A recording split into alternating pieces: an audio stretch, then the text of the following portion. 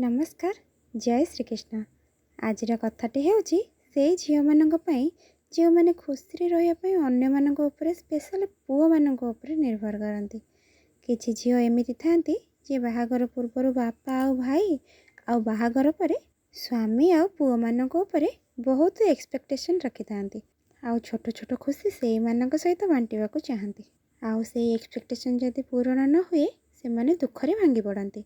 कहिले आज्ञा निज खुशीर चाबिकाठी अन्य हाथ में कहीं धरइबा, जदि भी धरइबा ताहले से माने से चाबिकाठी संभाली परिया भी दरकार ना। जदि से माने तुमर छोट छोट खुशीर कथा चिंता न करंती ताहले आमे कौन खुशी रहिबानी। मु प्रथम वीडियो कही जे प्रत्येक मनुष्यर सुख दुखर साथी जणे से होचंदी भगवान। चलंतु तांको आमर सुख दुखर साथी करी बाकी जीवन खुशी रे काटिबा।